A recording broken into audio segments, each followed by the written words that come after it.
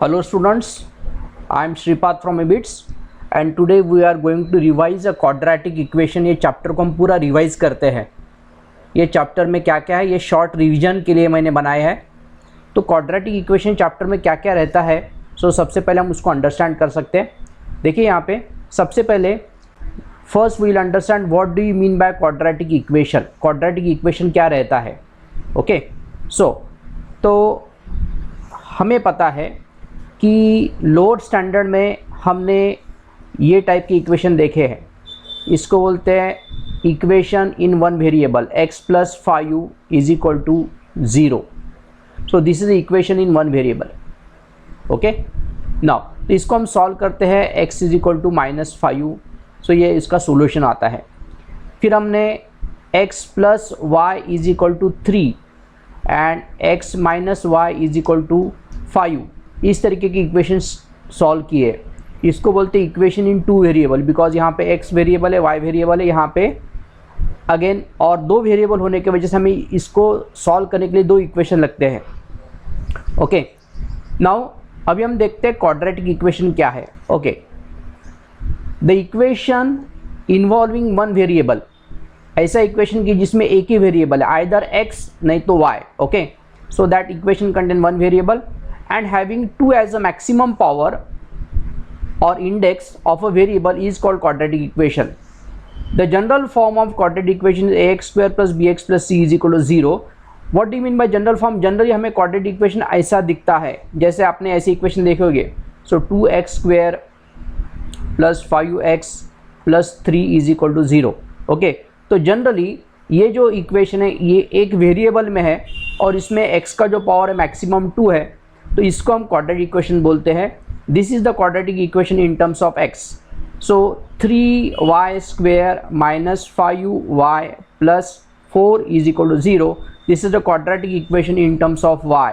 Okay 5m square plus 3m plus 8 is equal to 0। Again this is the quadratic equation in terms of m। तो आप देख पा रहे कि यहाँ ये सभी इक्वेशन इन वन वेरिएबल है और इसमें जो वेरिएबल का मैक्सिमम पावर है दैट इज 2। तो ऐसे इक्वेशन को हम क्वाड्रेटिक इक्वेशन बोलते हैं। आगे जाते हैं। The general form of quadratic equation is ax square plus bx plus c is equal to 0। In ax square plus bx plus c is equal to 0 a b c are the real number and a 0 नहीं चाहिए। Okay इसका मतलब देखिए what does ये condition का meaning क्या है। यहाँ पे आप देख पा रहे कि ये जो इक्वेशन है यहाँ पे 5u, यहाँ पे a का वैल्यू 5u है, यहाँ पे b का वैल्यू 3 है और यहाँ पे c का वैल्यू 8 है।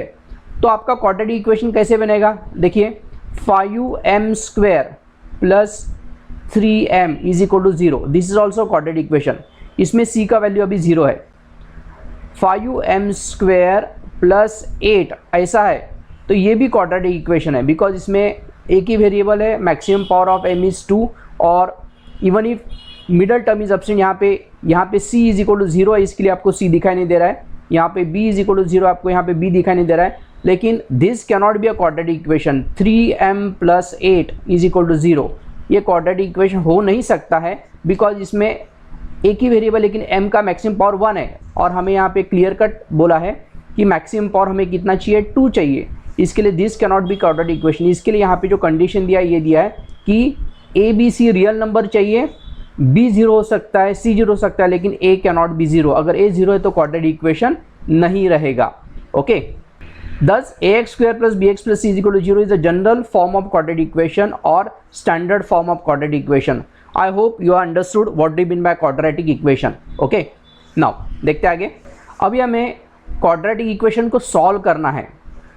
इसके लिए यहाँ पे सॉल्विंग क्वाड्रेटिक इक्वेशन सॉल्व करना मतलब हमें ये जो इक्वेशन है for example x square plus 5x plus 6 is equal to 0, तो ऐसे कौन से x के वैल्यू रहेंगे कि जो इसको सेटिस्फाई करते हैं। इसको जो x के वैल्यू इसको सेटिस्फाई करेंगे उसको सॉल्यूशन भी बोलते हैं, सॉल्यूशन ऑफ क्वाड्रेटिक इक्वेशन, और we can say roots of quadratic equation. ये दोनों टर्म्स हम इसके लिए यूज़ करते हैं। वी कैन कॉल जो x का वैल्यू इसको सेटिस्फाई करने वाले इसको सॉल्यूशन भी बोल सकते हैं, रूट्स भी बोल सकते हैं। इसका मतलब हमें क्वाड्रेटिक इक्वेशन को सॉल्व करना है, इसका मतलब हमें x का वैल्यू निकालना है। तो जब भी हमें क्वाड्रेटिक इक्वेशन सॉल्व करना पड़ता है तो हमारे पास कितने मेथड है, so we will understand. So we have got a 3 methods. पहला मेथड है that is called as factorisation method, second method is a completing square method and third method is a formula method. तो अभी factorisation method में जाते हैं. Factorisation method में हम क्या करते हैं, देखिए अगर मैं यहाँ पे मैंने फिर से इसका 3 कैटेगरी बनाया, इसमें सभी टर्म्स प्रेजेंट है. सभी टर्म्स प्रेजेंट है मतलब क्या है कि ए बी एंड सी का वैल्यू, किसी का भी वैल्यू 0 नहीं है. फॉर एग्जांपल यहाँ पे देखते हैं, यहाँ पे आपको क्वाड्रेटिक इक्वेशन में अगर आप यहाँ पे ऑब्जर्व करोगे तो यहाँ पे ए का वैल्यू जो है, ए का जो वैल्यू है ये 6√3 है. ओके, बी का वैल्यू है दैट इज 7 है, और सी का वैल्यू यहाँ से ये साइड में आएगा तो सी का वैल्यू विल बी -√3 आएगा. यहाँ पे भी ए का वैल्यू 1 है, ओके, बी का वैल्यू 8 है और सी का वैल्यू -48 है. तो जब तीनों टर्म्स यहाँ पे प्रेजेंट रहते हैं तब हम उसको फैक्टराइजेशन से कैसे सॉल्व करेंगे. इसका सॉल्विंग का जो मेथड है वो ये है कि हम क्या करते हैं, सबसे पहले इसको स्टैंडर्ड फॉर्म में लिखेंगे. So first we'll write this problem in standard form. Standard form मतलब क्या करेंगे हम, यहाँ पे देखिए 6√3x² plus 7x minus √3 is equal to 0. Okay, फिर अभी हम क्या करेंगे, ये वाले टर्म को और ये वाले टर्म को मल्टीप्लाई करेंगे. सो 6√3 इंटू -√3 विथ साइन मल्टीप्लाई करना है आपको. तो इसका जो आंसर आएगा सो दैट विल बी 6 और 3√3 इंटू 3 आता है, तो यहाँ पे -18 that will B answer for the question. और फिर हम क्या करेंगे कि इसके ऐसे फैक्टर्स निकालेंगे कि जिसका आंसर 7 आता है. तो हमें पता है कि 9 2 18 आता है, लेकिन यहाँ पे साइन प्लस है इसका, तो इसको हम साइन प्लस करेंगे और इसको साइन माइनस करेंगे. तो इन दोनों का मल्टीप्लिकेशन ये आ रहा है -18 और इनका जो सम आ रहा है वो +7x आ रहा है. इसका मतलब अगर मैं इसको सॉल्व करता हूँ, देखिए 6√3x² प्लस यहाँ पे 9x आएगा, यहाँ पे -2x आएगा, -√3 इज इक्वल टू 0. तो इस तरीके से हमने इसको सॉल्व किया. अभी यहाँ पे देख पा रहे हैं, यहाँ पे देखिए हम यहाँ पे क्या करेंगे, विल टेक 3√3x कॉमन लेंगे. तो यहाँ पे क्या बचेगा, यहाँ पे 2 बचेगा 2x, और यहाँ पे अगर 3√3 चला गया इसमें से तो यहाँ पे बचेगा +√3 बचेगा यहाँ पे, बिकॉज 3√3 इंटू 3 होता है 9, तो यहाँ पे ये बचेगा. यहाँ से -1 कॉमन लीजिए तो यहाँ से फिर से 2x प्लस √3 बचेगा is equal to 0. So again you can take this common, so it is 2x plus √3 common लेंगे और यहाँ पे आएगा 3√3x - 1 इज इक्वल टू 0. ये दोनों का प्रोडक्ट 0, इसका मतलब क्या है, 2x plus √3 is equal to 0 और 3√3x - 1 is equal to 0. Therefore 2x is equal to -√3 और 3√3x is equal to 1. So x -√3/2 और x इज इक्वल टू 1/3√3. तो ये इसके सॉल्यूशन आ गए. तो इस तरीके से हम इसको सॉल्व करेंगे. पहले स्टैंडर्ड फॉर्म में लिखेंगे, फिर फैक्टर्स निकालेंगे. तो in this way we have completed the problem. और एक टिपिकल प्रॉब्लम है, इसका जो रूट्स निकालने में बच्चों को तकलीफ होता है, इसके लिए मैंने यहाँ पे ये प्रॉब्लम को कंसिडर किया. अभी यहाँ पे देखते हैं, on the similar way we will solve this problem also. देखिए x² plus 8x -48 is equal to 0. This is a quadratic equation. मैंने आपको बोला है कि इसको और इसको मल्टीप्लाई करेंगे, इसका कोएफिशिएंट 1 है, तो 1 इंटू -48. आपको हमेशा a एंड c को मल्टीप्लाई करना है विथ साइन. तो यहाँ पे आता है -48. तो -48 के ऐसे फैक्टर्स निकालना है कि जिसका मल्टीप्लिकेशन ये आना चाहिए और सम ये आना चाहिए. +12 इंटू 4, देखो 12 4 48 आता है, इसका साइन प्लस लेंगे, इसका साइन माइनस लेंगे, इन दोनों का मल्टीप्लिकेशन करेंगे तो ये आता है और इन दोनों का प्लस करेंगे तो ये आता है. तो हमें फैक्टर्स मिल गए. सो इसका मतलब देखिए यहाँ पे x² plus 12x minus 4x minus 48 is equal to 0.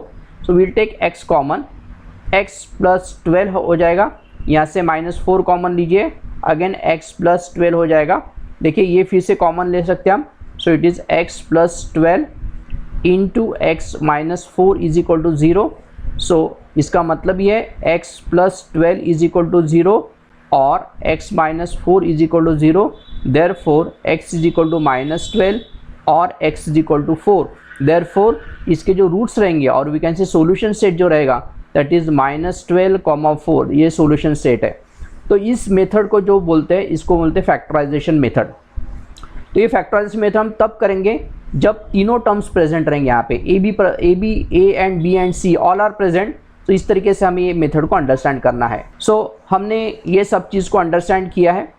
अभी हम देखते हैं कि कांस्टेंट टर्म अब्सेंट है तो क्या हो जाएगा। कांस्टेंट टर्म अगर अब्सेंट है तो हमारा प्रॉब्लम इस तरीके से दिखेगा, सी इज अब्सेंट। तो हमारा इक्वेशन कैसे हो जाएगा, 3y² -15y = 0। यहाँ पे आप देख पा रहे c = 0 है। तो जब भी कभी कांस्टेंट टर्म अब्सेंट रहता है तो हमेशा आपको दो टर्म यहाँ पे रहेंगे। तो इसमें से आप y कॉमन लीजिए और you can say 3y common, जो जितना भी कॉमन निकलता है उतना निकल सकते हैं। 3y कॉमन लेंगे तो यहाँ पे आएगा y - 5 = 0। अभी आप देखेंगे इन दोनों का मल्टीप्लीकेशन 0, इसका मतलब देयरफॉर 3y = 0 और y - 5 = 0, देयरफॉर y = 0 और y = 5। देयरफॉर इसका जो सॉल्यूशन सेट आएगा that is 0, 5। This is the solution set और we can say roots of this equations are 0 and 5। तो जब भी कभी आप देख पा रहे हैं कि कांस्टेंट टर्म अब्सेंट है तो हमेशा आपको कॉमन निकाल के उसके फैक्टर्स निकालना पड़ते हैं। So in this way we can understand. So अभी हम जाते हैं थर्ड टाइप में। इसमें यहाँ पे terms containing x is absent, मतलब मिडल वाला टर्म अब्सेंट है। यहाँ पे आप देख पा रहे हैं कि यहाँ का जो क्वाड्रेटिक इक्वेशन है, यहाँ पे x² - 3 = 0। यहाँ पे x वाला टर्म अब्सेंट है, मतलब मिडल टर्म अब्सेंट है। मतलब यहाँ पे a का वैल्यू 1 है, b का वैल्यू 0 है और c का वैल्यू -3 है।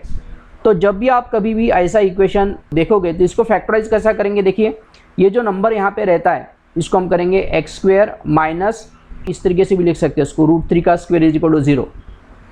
फिर आप यहाँ पे फॉर्मूला लगाएंगे a² - b²। हमें पता है a² - b² का फॉर्मूला क्या है, it is a - b × a + b।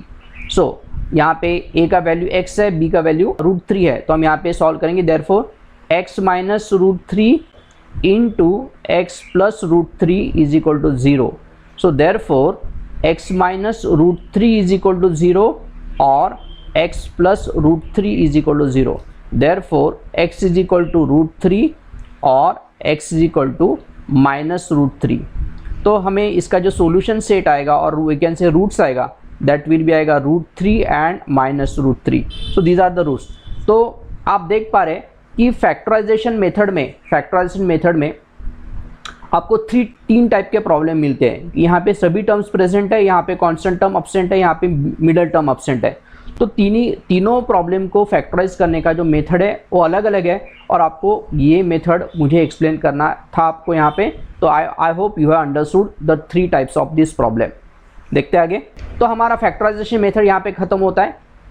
So factorization method is over. Now second method is a completing square method. Completing square method ये हम तब इम्प्लीमेंट करते हैं और इनफैक्ट ये दोनों मेथड हम तब यूज़ करते हैं जब फैक्टर्स नहीं आते हैं। जब किसी क्वाड्रेटिक इक्वेशन के फैक्टर्स नहीं आते तो हम वहाँ पे स्टकअप हो सकते हैं। फिर हम क्या करेंगे कि अगर मेरे फैक्टर्स नहीं आ रहे तो we will either go for completing square method और फॉर्मूला मेथड। तो कंप्लीटिंग स्क्वायर मेथड में क्या है, तो ये जो प्रॉब्लम है ये आपको 3 स्टेप में सॉल्व करना पड़ता है। You have to solve a problem in a 3 step. अभी फॉर एग्जांपल हम एक लेते हैं, सपोज मैं एग्जांपल लेता हूँ x² + x - 3 = 0। ये कुछ क्वाड्रेटिक इक्वेशन में लेता हूँ। ये क्वाड्रेटिक इक्वेशन के फैक्टर्स नहीं मिलेंगे आपको। सो जब ऐसा क्वाड्रेटिक इक्वेशन अगर आपको सॉल्व करने के लिए आएगा तो you can not solve it by factorisation method because इसके फैक्टर्स गिरेंगे नहीं, फिर हम स्टकअप हो जाएंगे। तो इसके लिए हमें फिर 10th स्टैंडर्ड में ये 2 नए मेथड बताए जाते हैं कि अगर आप फैक्टराइजेशन से प्रॉब्लम सॉल्व नहीं कर पाते तो now you have got a one more method, completing square method, and one more method that is a formula method. तो इसका जो स्टेप है तो हमें उस स्टेप्स को फॉलो करना पड़ता है। तो what is the first step, देखिए पहला स्टेप क्या है। तो first step is observe the coefficient of x² if it is 1 then follow step 3। देखिए तो यहाँ पे जो लिखा है कि सबसे पहले आपको जो इक्वेशन दिया है उसमें आपको x² का कोएफिशिएंट देखना है, वो 1 है, 1 चाहिए। Observe the coefficient of x² if it is 1 then follow step. अगर 1 है तो आपको डायरेक्टली स्टेप 3 में जाना है। स्टेप 3 क्या है, स्टेप 3 क्या है, add and subtract third term to the equation. जैसा ये इक्वेशन में आप देख पा रहे कि यहाँ पे x² का कोएफिशिएंट 1 है तो हमें स्टेप 2 में जाने का जरूरत नहीं है, we will directly switch over to step 3। So what is that third term क्या है, यहाँ पे थर्ड टर्म का फॉर्मूला ध्यान रखना पड़ेगा। Third term is equal to half into coefficient of x का होल स्क्वायर। जैसे ये केस में यहाँ पे कोएफिशिएंट ऑफ x 1 है, तो यहाँ पे क्या आएगा, so it is half into 1 का whole square, so it is a 1/4 आ रहा है। इसका मतलब ये जो इक्वेशन है यहाँ पे मुझे third term add and subtract करना है टू द इक्वेशन। सो मैं देखो ये इक्वेशन को कैसे सॉल्व कर सकता हूँ, x square plus x minus 3 plus 1/4 minus 1/4। तो I have added and subtracted the third term. अभी आपको क्या करना है कि ये जो प्लस वाला थर्ड टर्म है ये इसको इधर शिफ्ट करेंगे। देखिए इसको रीअरेंज करेंगे, x square plus x plus 1/4, जो प्लस वाला थर्ड टर्म है इसको इधर लेना है, और -3 माइनस 1/4 इसको हम थोड़ा सा सिंप्लीफाई करेंगे। तो आप देख पा रहे हैं ये जो 3 टर्म है ये कंप्लीट स्क्वायर के फॉर्म में आ गए। कैसे, कौन से, तो आप ब्रैकेट डालना है आपको, यहाँ पे इसका स्क्वायर रूट लेना है, इसका स्क्वायर रूट आता है x, बीच वाले का साइन लेना है प्लस, और इसका स्क्वायर रूट होता है 1/2। तो अगर आप इसका यहाँ पे स्क्वायर करेंगे, अगर आप इसका स्क्वायर करेंगे तो आपको यही मिलेगा। चेक करते हैं, ए स्क्वायर मतलब x square twice a b a into b, तो आप देख पा रहे 2 कट हो जाएगा तो यहाँ पे x आएगा, और बी स्क्वायर मतलब ये। तो आप देख पा रहे कि ये इसका स्क्वायर है, ये जो टर्म्स है ये कंप्लीट स्क्वायर में चले गए, और इसका एलसीएम निकालते हैं, 12 - 1 माइनस 13/4 इज इक्वल टू 0। फिर अभी हम क्या करेंगे, इसको इधर शिफ्ट करेंगे। So it is nothing but will have x plus 1/2 का whole square is equal to 13/4। फिर हम इसको फॉर्म में लिखेंगे, देखिए कैसे फॉर्म में लिखेंगे, इसको आगे शिफ्ट करेंगे। So it is x plus 1/2 का whole square is equal to √13/2 का whole square. Okay, so taking square root, इसका हम स्क्वायर रूट लेंगे। देखिए स्क्वायर रूट लेंगे तो क्या हो जाएगा, x plus half is equal to plus minus √13/2। Okay, plus minus आएगा, ये इधर शिफ्ट हो जाएगा, x is equal to minus half plus minus √13/2। So x is equal to, दोनों का डिनोमिनेटर सेम है तो we can just combine them. So -1 plus minus √13। तो हमें जो सोल्यूशन सेट यहाँ पे मिल रहा है दैट इज -1 प्लस √13/2 -1 माइनस √13/2। तो हमें इसका सोल्यूशन सेट मिल गया। तो ये जो क्वाड्रेटिक इक्वेशन था जिसके फैक्टर्स नहीं गिरे थे, तो हमने क्या किया, उसको कंप्लीटिंग स्क्वायर मेथड से सॉल्व किया। और आप देख पा रहे हैं यहाँ पे मैंने स्टेप 2 का यूज ही नहीं किया। Why I have not use the step 2, because यहाँ पे जो कोएफिशिएंट 1 था, तो अगर कोएफिशिएंट 1 है तो डायरेक्ट आपको स्टेप 3 में जाना है और थर्ड टर्म के फॉर्मूला ऐड करके उसको सॉल्व करना है। तो ये हमारा यहाँ पे आंसर आ रहा है। देखते आगे। नाउ ये स्टेप 2 को अंडरस्टैंड करने के लिए हम एक इक्वेशन लेते हैं यहाँ पे, 2x² plus x minus 1 is equal to 0। ऐसा कुछ इक्वेशन है, यहाँ पे तीनों टर्म्स प्रेजेंट है, a का वैल्यू 2, b का वैल्यू 1, c का वैल्यू -1। लेकिन अभी आप यहाँ पे देख रहे हैं कि ये जो पहला स्टेप यहाँ पे टैली नहीं हो रहा है। तो observe the coefficient of x², if it is 1 then follow step 3, but it is not 1, तो फिर हम स्टेप 2 में जाएंगे। If the coefficient of x² is not 1 then divide by that number to both side of the equation and then follow step 3। तो हमें क्या बोला है स्टेप 2 में, तो हमें इसका जो भी कोएफिशिएंट है उसको हम डिवाइड करेंगे बोथ साइड। सो मैं यहाँ पे बोलता हूँ divide both side by both side by 2। सो यहाँ पे देखिए क्या हो जाएगा, 2x² plus x/2 minus 1/2 is equal to 0/2। तो ये तो 2 कैंसिल हो जाएगा। सो ये हो जाएगा x² plus x/2 minus half is equal to 0। तो हमारा इस तरीके से हो गया। अभी हम स्टेप 3 करेंगे, add and subtract third term. तो थर्ड टर्म का फॉर्मूला क्या है हमारे पास, third term is equal to half into coefficient of x।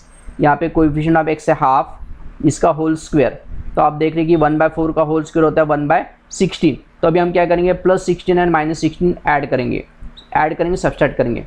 x² plus x/2 minus half plus 1/16 minus 1/16 is equal to 0। तो मैंने आपको बोला कि जो हम प्लस वाला थर्ड टर्म ऐड लेते हैं उसको ये यहाँ पे ऐड पहले 2 टर्म में ऐड करना है और कांस्टेंट टर्म इसमें ऐड करेंगे। तो इसको रीअरेंज करेंगे, x² plus x/2 plus 1/16 is यहाँ पे -1/2 minus 1/16 is equal to 0।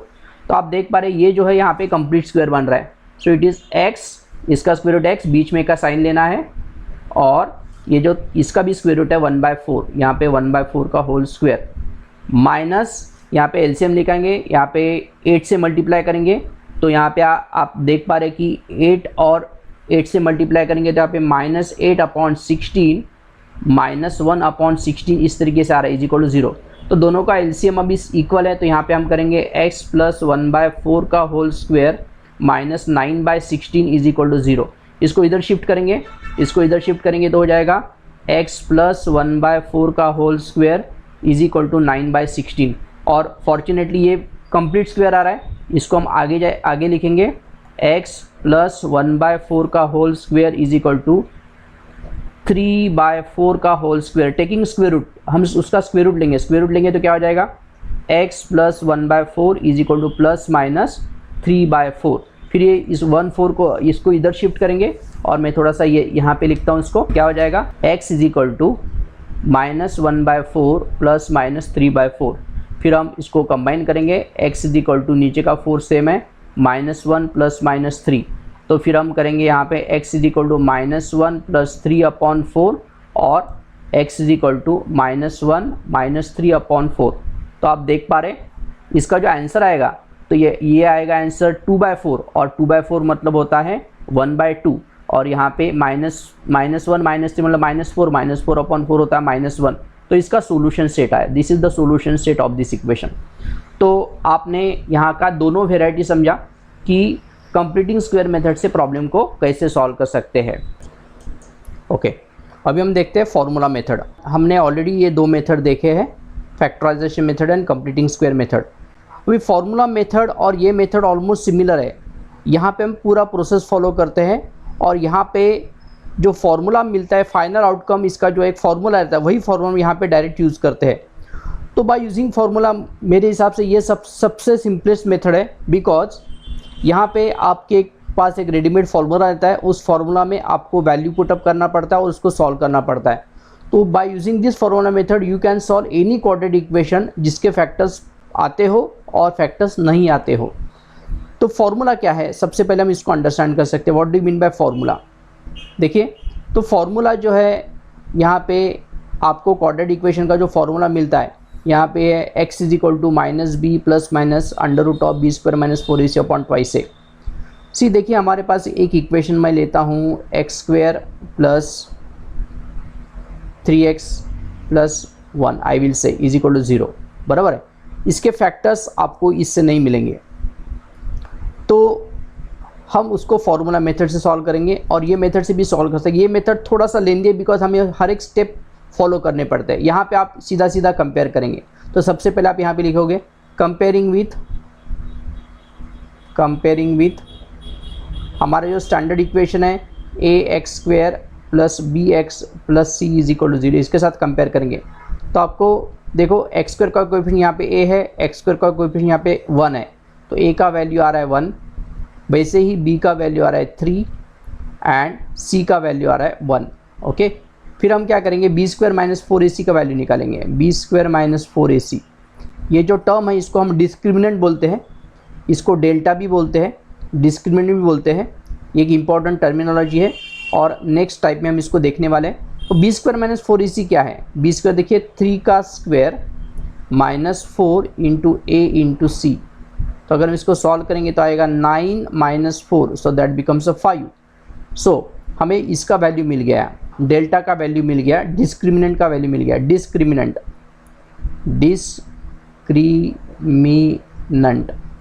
So it is a delta. Okay, तो फिर हम इसमें पुटअप करेंगे। तो x इज इक्वल टू क्या है, what is -b? It is -3 plus (√b² - 4ac का वैल्यू ऑलरेडी हमने निकाला यहाँ पे 5 और यहाँ पे आपको मिला 2 × 1। सो तो इसको हम थोड़ा सा सिंप्लीफाई करेंगे तो हमें इस तरीके से मिलता है √5/2। तो हमारा जो सोल्यूशन सेट आएगा, देखिए कितने कम स्टेप में सॉल्व हो गया। सोल्यूशन सेट है -3 + √5/2, -3 - √5/2। तो हमारे यहाँ से फार्मूला मेथड से हमारे फैक्टर्स आ गए।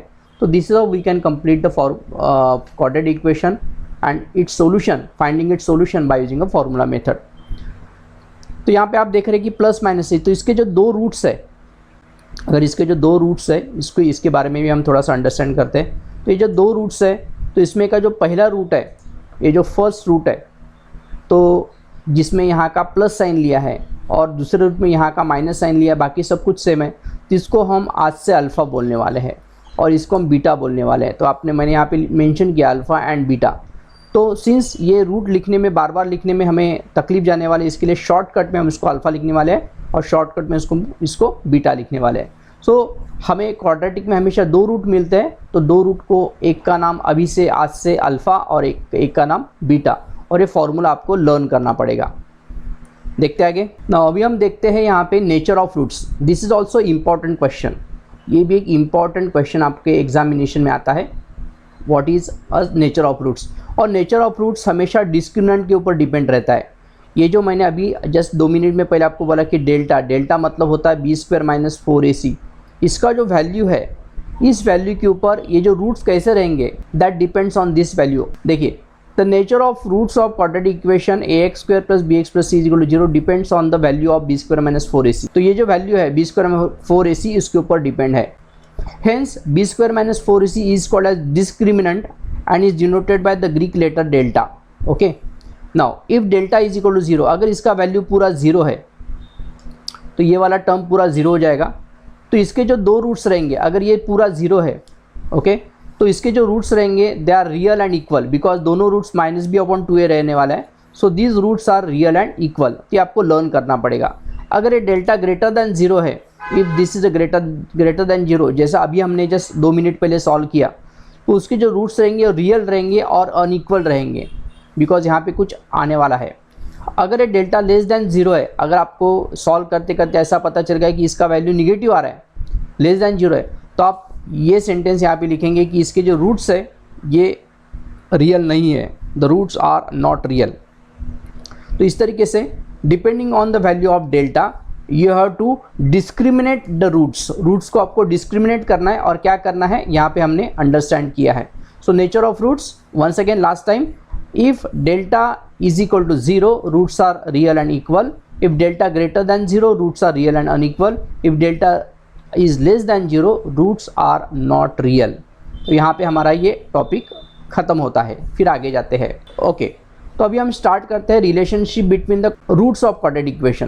देखिए, अभी तक हमने देखा ये अल्फ़ा देखा एंड बीटा देखा। तो ये अल्फ़ा एंड बीटा जो रूट्स है, इनमें क्या रिलेशन है, इनमें रिलेशन क्या है वो हम यहाँ पे अंडरस्टैंड करते हैं। तो जैसा हमें पता है कि अल्फ़ा का जो वैल्यू है -b + √b² - 4ac/2a, ये हमारे पास वैल्यू है। एंड बीटा का जो वैल्यू हमारे पास है that is -b - √b² - 4ac/2a, ये दूसरा वैल्यू है। ओके, तो अगर हम इन दोनों का सम करेंगे, if we do the sum of this, इन दोनों का सम करेंगे, तो आप देख पा रहे कि ये वाला फैक्टर और ये वाला फैक्टर कैंसिल हो जाएगा। नीचे दोनों का डिनोमिनेटर सेम है और numerator can be added directly. तो ये प्लस फैक्टर, ये माइनस फैक्टर, ये दोनों कैंसिल हो जाएंगे। तो यहाँ पे आपको मिलने वाला है -b/a। अगर आपको सॉल्व करेंगे तो टेक्स्ट बुक में इसको आपको सॉल्व करके दिया है। तो alpha plus beta is -b/a, और अगर अल्फ़ा इंटू बीटा करेंगे, दोनों को मल्टीप्लाई करेंगे, तो इसका जो आंसर आता है तो जैसे c/a। तो जो रिलेशन ऑफ रूट्स की जो बात हो रही है यहाँ पे, relation between the roots of quadratic equation is alpha plus beta is equal to -b/a, alpha into beta is equal to c/a। इस तरीके से आपको ये चीज़ अंडरस्टैंड करना है। ओके, सो देखते हैं। सो इसको नोट डाउन कीजिए आप, alpha plus beta is equal to -b/a, alpha into beta is equal to c/a। Okay, and last but one topic यहाँ पे हमारा बचा अभी, फॉर्मिंग अ क्वाड्रेटिक इक्वेशन। अभी तक हमने क्या किया कि हमें एक क्वाड्रेटिक इक्वेशन दिए रहते हैं, हम उसके सॉल्यूशन निकालते थे। So that is our procedure. So अभी तक का जो भी प्रोसीजर था, we have given a quadratic equation and we find its solution. हम इसका सॉल्यूशन निकाल देते हैं। अभी उल्टा प्रोसेस है। अभी वी हैव गिवन रूट्स, मतलब उसके सॉल्यूशन दिए, हमें क्वाड्रेटिक इक्वेशन बनाना है। We have to find quadratic equation. So this is exactly उल्टा प्रोसीजर है। तो हम कैसे निकालेंगे? तो आपको अल्फ़ा एंड बीटा दिया रहेगा, आपको अल्फ़ा दिया रहेगा, बीटा दिया रहेगा। तो आप क्या करोगे? फर्स्ट स्टेप वन यहाँ पे है कि you will find alpha plus beta. Step 2 आपके पास यहाँ पे step 2 you will find alpha into beta. अगर आपके पास ये दो वैल्यू है तो आप क्या करोगे, therefore required quadratic equation is x square minus alpha plus beta into x plus alpha into beta is equal to 0। तो ये हमारे पास रिक्वायर्ड क्वाड्रेटिक इक्वेशन बनता है। तो अगर आपके पास रूट्स है तो रूट से अगर क्वाड्रेटिक इक्वेशन बनाना है तो आपको ये वाला फॉर्मूला यूज़ करना पड़ेगा। यहाँ पे माइनस साइन है, ध्यान में रखना है, यहाँ पे प्लस साइन है, ठीक है। So I will open this link और आपको देख रहा है कि अल्फ़ा प्लस बीटा का वैल्यू है माइनस बी अपॉन ए है, alpha into beta C upon A, और जो रूट्स बन रहा है अगर मुझे अल्फ़ा एंड बीटा दोनों पता है, अल्फ़ा का वैल्यू पता है, बीटा का, सपोज अल्फ़ा का वैल्यू 2 है मेरे पास और बीटा का वैल्यू 3 है, तो व्हाट आई विल डू, इसका कौन सा क्वाड्रेटिक इक्वेशन, तो I will put this in this equation. So x square minus 2 plus 3 into x plus 2 into 3 is equal to 0। देख पा रहे हैं आप, x square minus 5x plus 6 is equal to 0। ये हमारा क्वाड्रेटिक इक्वेशन है। अगर हम इसको कोई भी मेथड से सॉल्व करेंगे ऊपर वाले तो हमें ये इक्वेशन, ये उसके रूट्स मिलेंगे। तो इस तरीके से हम इस चीज़ को अंडरस्टैंड कर सकते हैं। ओके, तो अभी हम यहाँ पे आ रहे हैं near the end of this chapter, और यहाँ पे आप देख पा रहे हैं कि हमने क्वाड्रेटिक इक्वेशन में सबसे पहले देखा what do mean by quadratic equation, quadratic equation के सॉल्व करने के हमने तरीके देखे, नेचर ऑफ रूट्स देखा, relationship between the roots of quadratic equation देखा, एंड क्वाड्रेटिक इक्वेशन कैसे बनाते फ्रॉम इट्स रूट्स ये हमने देखा। ये सब कुछ होने के बाद इसका हमारे डे टू डे लाइफ में क्या यूज़ है, ये बहुत सारे बच्चों को समझ में नहीं आता है। तो यही कुछ अंडरस्टैंड करने के लिए हमें कुछ वर्ड प्रॉब्लम दिए रहते हैं, और वर्ड प्रॉब्लम जो है हम यहाँ पे देखते हैं कि इसका यूज़ क्या है, हमारे डे टू डे लाइफ में इसका यूज़ है क्या नहीं है। तो वील जस्ट अंडरस्टैंड दिस। देखिए यहाँ पे, तो आपके पास ये सब कुछ यहाँ पे कुछ क्वेश्चंस है यहाँ पे एग्जाम्पल के तौर पे। जैसा फॉर एग्जाम्पल देखें, Vivek is older than Kishore by 5 years and sum of the reciprocals of their age is 1/6, find their present ages. तो मैं बोलता हूँ कि देखिए Vivek is older than Kishore by 5 years, Vivek बड़ा है, किशोर छोटा है। तो मैं यहाँ पे लिखता हूँ let age of Kishore is x years, ठीक है। और विवेक बड़ा था तो एज ऑफ विवेक क्या आएगा, कितने साल से बड़ा है, एज ऑफ विवेक इज़ 5 साल बड़ा है, इसका मतलब x + 5 होगा, ठीक है, years. Now the sum of the reciprocals, अभी जो कंडीशन दिया है बाय गिवन कंडीशन, क्या कंडीशन दिया है, by given condition. So condition क्या है, देखिए 1/x + 1/x + 5, इन दोनों का रेसिप्रोकल का जो सम है that is sum of the reciprocals, sum किया मैंने दोनों का रेसिप्रोकल लिया, is 1/6। Find their present ages. तो फिर हम क्या करेंगे, इसको क्रॉस मल्टीप्लाई करेंगे। देखिए ये इधर जाएगा, ये इधर जाएगा, so it is x + 5 + x upon x into x + 5 is equal to 1/6। So ये हो जाएगा 2x, okay, plus 5 divided by x square plus 5x is equal to 1/6। Last में उसको मल्टीप्लाई करते हैं, 6 इंटू 2 होता है 12x प्लस 6 इंटू 5 होता है 30 is equal to x square plus 5x। So ये सब इनको उधर लेके जाते हैं, 0 is equal to x square, ये पॉजिटिव है, प्लस 5x है, ये इधर चला गया तो ये हो जाएगा -12x, ये इधर चला जाएगा तो -30। सो हमारा जो इक्वेशन मिल रहा है यहाँ पे x square -7x -30 is equal to 0। So 0 उधर शिफ्ट करेंगे तो हमें मिलता है x square -7x -30 is equal to 0। तो देखिए हमारे पास एक क्वाड्रेटिक इक्वेशन मिल गया। अभी इस क्वाड्रेटिक इक्वेशन को हमें सॉल्व करना है। हमें सॉल्व करने का हमारे पास 3 तरीके हैं। तो ये इसके फैक्टर्स मुझे दिख रहे हैं। मैंने आपको बोला कि सबसे पहले फैक्टर्स हम निकालेंगे 1 इंटू -30, सो दैट बिकम्स -30 के फैक्टर्स की जिसका सम आता है -7, तो -10 एंड 3 इन दोनों को मल्टीप्लाई करेंगे तो आएगा -30, लेकिन उनका सम आएगा -7। तो इसके लिए इसके मुझे फैक्टर्स मिल रहे हैं, तो मैं यहाँ पे लिखता हूँ फैक्टर्स इसके। देखिए क्या फैक्टर्स है, x square -10x plus 3x -30 is equal to 0। यहाँ से x कॉमन लेंगे तो यहाँ पे x -10 आएगा, प्लस यहाँ पे 3 कॉमन लेंगे, यहाँ पे आएगा x minus 10 is equal to 0। So again you can take x minus 10 common लेंगे तो यहाँ पे आएगा x plus 3 is equal to 0। इन दोनों का मल्टीप्लिकेशन 0 हो रहा है, देयरफॉर हम यहाँ पे लिख पाएंगे कि x minus 10 is equal to 0 और x plus 3 is equal to 0। इसका मतलब ये x इज इक्वल टू आपको आ रहा है 10 और x इज इक्वल टू आ रहा है माइनस 3। तो what is the solution set? Solution set will भी आएगा 10 माइनस 3। लेकिन हमें सॉल्यूशन सेट नहीं पूछा, हमें पूछा है कि what is the present age. अभी ये जो निगेटिव नंबर है इसको तो हम डिस्कार्ड करेंगे बिकॉज एज कभी निगेटिव हो ही नहीं सकता है। फिर हम क्या करेंगे, therefore the age of Kishore is x year के बदले में हम डालेंगे 10 and age of Vivek is 10 plus 5 that will be 15 years. So हमारे पास ये आपका आंसर आया है कि ए फाइनल हम लिखेंगे यहाँ पे age of Kishore is 10 years and age of Vivek is 15 years. तो इस तरीके से हम ये वर्ड प्रॉब्लम सॉल्व कर सकते हैं और हमारा क्वाड्रेटिक इक्वेशन का एप्लीकेशन है, ये हमारा यूज़ है हमारे डे टू डे लाइफ में, हम इस तरीके से सॉल्व कर सकते हैं। तो ये जो रिमेनिंग प्रॉब्लम मैंने यहाँ पे जो दिए है, तो ये जो रिमेनिंग प्रॉब्लम ये जस्ट मैंने समझाने के लिए दिया। तो रिमेनिंग प्रॉब्लम जो आपको दिख रही है इसको आप सॉल्व करके देखिए। अगर आपको नहीं आया तो definitely you can contact me, we will again discuss the solution of this problem. तो यहाँ पे आप देख पा रहे कि हमारा क्वाड्रेटिक इक्वेशन का पूरा रिवीजन यहाँ पे ख़त्म होता है और मैंने हर एक टाइप एक टाइप कवर किया है और उस टाइप के प्रॉब्लम को आपको उसका प्रैक्टिस करना है। Okay, so I have not given the solution exercise wise because वो ज़्यादा स्पून फीडिंग हो जाएगा। मैंने आपको सभी कंसेप्ट समझाया है, उस कंसेप्ट को आप अंडरस्टैंड कीजिए और उसको आपके टेक्स्ट बुक में इम्प्लीमेंट कीजिए और उसको सॉल्व कीजिए। अगर आपको नहीं समझ में आए तो definitely you can contact me and I will give you a detail solution. तो यहाँ पे हमारा क्वाड्रेटिक इक्वेशन का रिवीजन जो है यहाँ पे ख़त्म होता है। आई hope you must have enjoyed this session of quadratic equation and revision आपको पूरी अच्छी तरीके से समझ में आया होगा। तो ये रिवाइज करके आप टेक्स्ट बुक में इसको इम्प्लीमेंट कीजिए एंड अगर आपको अच्छा लगेगा तो आप अपने दोस्तों के साथ उसको शेयर कीजिए और जो मेरा चैनल है उसे सब्सक्राइब कीजिए सो दैट जो भी मैं नए नए वीडियो बनाने वाला हूँ आपके पास उसको डायरेक्टली नोटिफिकेशन आती जाएगा। Thank you very much for watching.